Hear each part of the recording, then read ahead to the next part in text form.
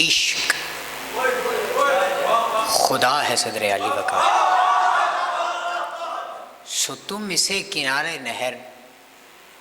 بنفشے کے سائے میں سوگوار کھڑے رہ کر کسی ایسے اجنبی کے انتظار میں مت تلاش کرو جو تم سے اپنے حسن کا خراج مانگنے آتا ہے، بلکہ تم اسے تلاش کرو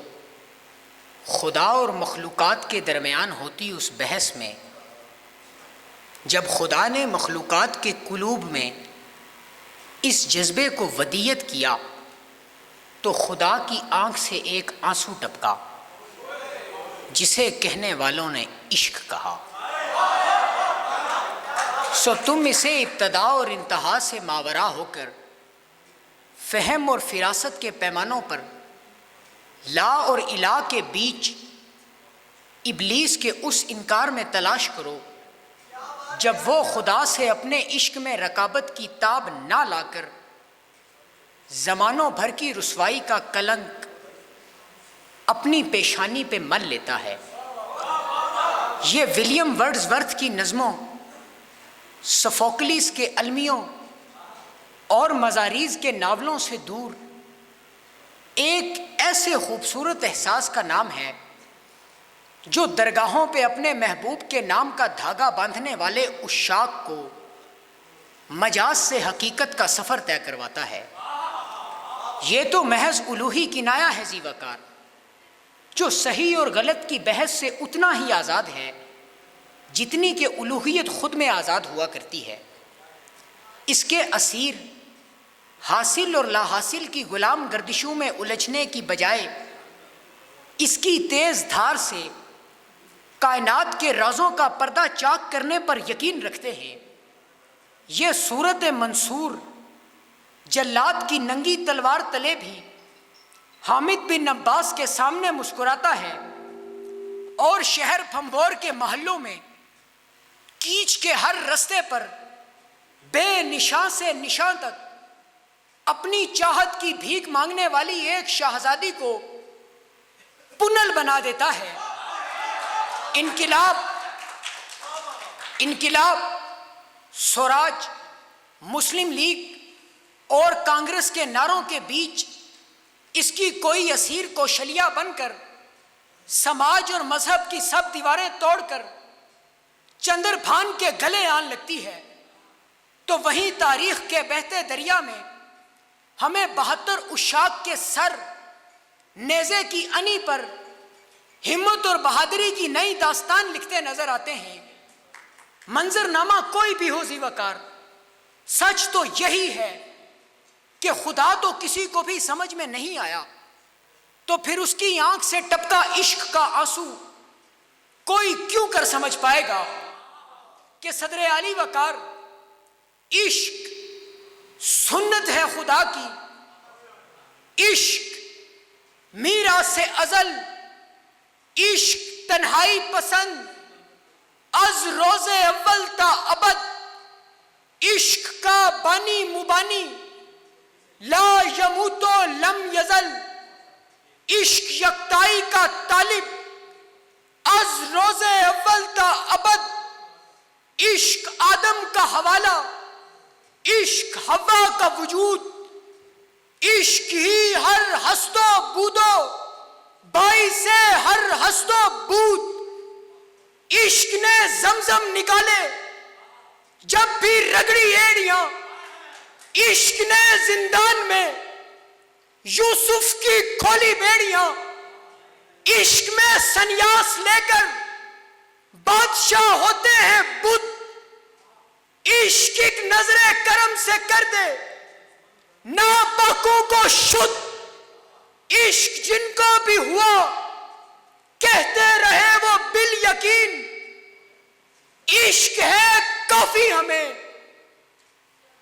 واللہ خیر الرازقین۔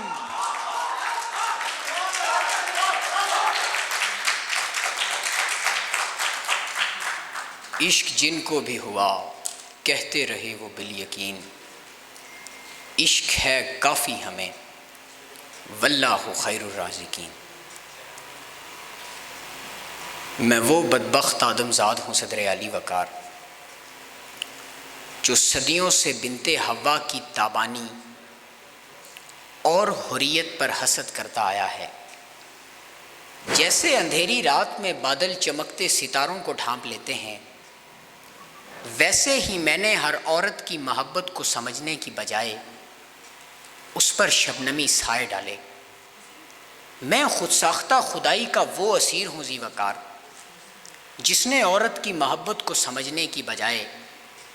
اس پر الزام لگایا، اس کے پرچم کو طوفان کی طرح اکھاڑ پھینکا اور اس کے خوابوں کو ریت پر بنے نقش کی طرح مسل ڈالا۔ میں نے یہ سب کچھ جان بوجھ کر کیا صدر اعلی وقار، کیونکہ ان عورتوں کے نور سے میرا تکبر جھلسنے لگتا تھا، ان عورتوں کی پرواز سے میرا غرور لرزنے لگتا تھا۔ اس لیے میں نے ہر بار نئے ہیلے تراشے، نئی تدبیریں اپنائیں، تاکہ عورت کے خوابوں کو زنجیروں میں جکڑ سکوں اور اس کے قلم کو شکستگی کی دھول میں دفن کر سکوں۔ ذی وقار، جب اسکندریہ کی ہپاتیہ نے ریاضیات و فلکیات کی شمع جلائی تو میں نے سیریل آف اسکندریہ بن کر اس کی گردن پر مذہبی تعصب کا خنجر چلایا۔ جب فارس کی رابعہ بلخی نے عشق و شاعری کے چراغ روشن کیے تو میں نے اس کے بھائی حارث بلخی کے روپ میں اسی کے خون سے وہ چراغ بجھا دیا۔ جب فرانس کی کرسٹین ڈیپیزین نے قلم کو عورت کی عظمت کا ہتھیار بنانا چاہا تو میں نے ژین ڈی مونٹریال جیسا مذمت کر نکات بن کر اس کے لکھے اوراق کو جلانے کی کوشش کی۔ جب اٹلی کی آئسوٹا نیگرولا نے فلسفے کی گتھیاں سلجھا کر عورت کو انسانی مساوات کا درجہ دلانا چاہا تو میں رینائسنس کا مرد اسکالر بن کر اس کے منطق کو گناہ کی جڑ کہنے لگا۔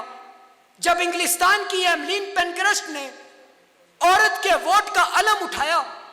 تو میں نے ونسٹن چرچل بن کر اس کے خلاف جبر کے پہاڑ کھڑے کیے۔ میں نے کبھی عورتوں کو گنا ہی نہیں صدر اعلی وقار، بلکہ میں نے انہیں تاریک حجروں میں قید کر کے ان کے رنگ ہی چھین لیے۔ میں نے کبھی عورت کو اس مقام تک پہنچنے ہی نہیں دیا جہاں اسے گنا جا سکے۔ میں نے اسے یونان کے افلاطونی مدرسوں کے دروازے پر روکا، بغداد کی بیت الحکمہ کی دہلیز سے پلٹایا اور اندلس کے کتب خانوں کی روشنی تک جانے سے محروم کر دیا۔ یہی میری بدبختی ہے، یہی میرا اعتراف ہے صدر اعلی وقار، کہ میں نے ہمیشہ عورت کو تاریخ کے حاشیے پر رکھنے کے لیے اپنی پوری تہذیبی مشینری کو لگایا کہ صدر اعلی وقار، جو ہم پہ گزرے تھے رنج سارے، جو خود پہ گزرے تو لوگ سمجھے،